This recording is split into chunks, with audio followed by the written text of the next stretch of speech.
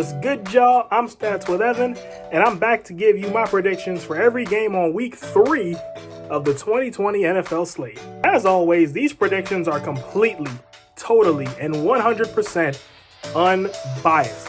That means they're not based on which teams or players I like better. They're just based on which team I think has a better chance of winning this game this week. That's it. With that being said, let's get into it. As always, we start with the Thursday night game. This week we got the Miami Dolphins taking on the Jacksonville Jaguars. Now suddenly this looks like an interesting game. Both teams came close to pulling off remarkable upsets last week, and I feel like this could be the type of game that could jumpstart whoever wins. The Jaguars have been notorious for hanging around in games this season, but they've also been notorious for having quarterbacks light them up so far. Jacksonville currently has the third worst pass defense in the league as proof of this. And Ryan Fitzpatrick did have a noticeably better game last week, even despite the loss. After a lot of back and forth, I'm going with Miami 31-28 over Jacksonville. And now we move to the 1 o'clock slate. Up first, we got the Washington football team taking on the Cleveland Browns. Now, I'm going to get this out the way now. These early games are going to be good, but they were a pain to predict. Most of them are really that close, y'all. This game is a perfect example of that, because these two actually have a lot in common. They're both in must-win territory, and in reality, you could say the NFC East in general, all 4 teams are in a must-win game this week, and they both had one really good game and one less than desirable game. And both passing offenses are currently toward the bottom of the league. Washington is 31st, ahead of only Minnesota. Cleveland is 28th. All of this should make for a close game, but what turns this matchup on its head is the second half, where Washington is outscoring opponents 35-10, and the Browns are getting outscored 31-14. Because of this, I'll go with Washington 24-21 over Cleveland. Up next, we got the Chicago Bears and the Atlanta Falcons. Now, I call this the Who Can You Trust Bowl. We're all aware of the Falcons' collapse last week in Dallas, but I can't exactly give the Bears the win just off of that, because Chicago's looked shaky this season too. As in, they didn't score a single point in the second half last week against the Giants. And if there's one thing I'm not going to do is forget. Now add in the Falcons feature the second best pass offense in the league right now, and I'm going with Atlanta 31-21 over Chicago. Up next, we got the Los Angeles Rams and the Buffalo Bills. Now if it wasn't for the Monday night game, which I'll get to later, this might be the game of the week. These are two of the most fun teams to watch right now, and I'm excited just to see how this goes down. As for the prediction, remember how I just said the Falcons have the second best pass offense in the league? Well, guess who's number 1? The Buffalo Bills. Between that and the Rams' tendency to let teams hang around, I'm going with Buffalo 27-24 over LA. Up next, we got the Tennessee Titans and the Minnesota Vikings. Now, I'm getting different vibes about these two teams. The Titans have played every bit as good as I expected them to, and the Vikings, well, they haven't.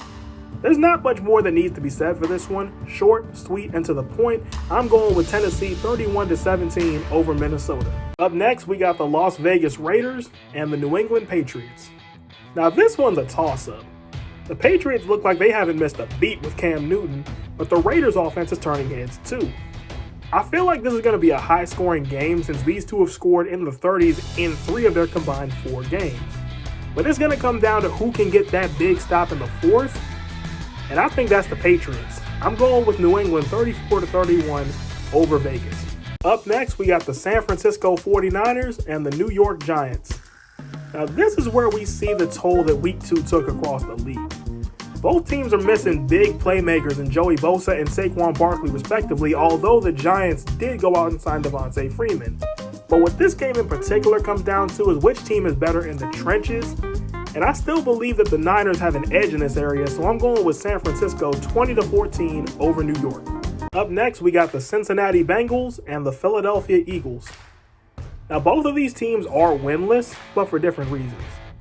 The Bengals let a win get away from them a couple weeks ago against the Chargers, but the Eagles also let one get away that same week, and then they followed it up by not being able to complete a comeback in the first half against the Rams and then completely falling apart in the second half.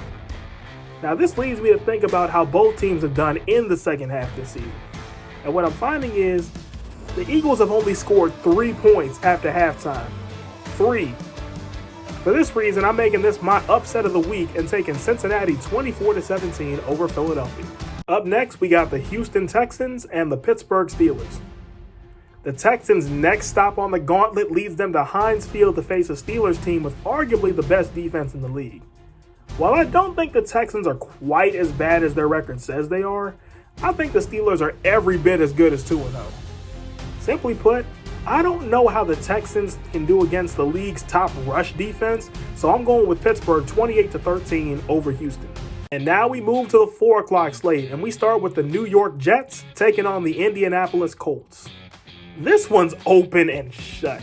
The Colts look like they woke up last week against the Vikings, and now they face a Jets team that not only is 0-2, but the New York Jets have not had a lead so far this season. They are the only team in the league that has not led at any point in either game. Simply put, Indianapolis wins big 42-10 over New York.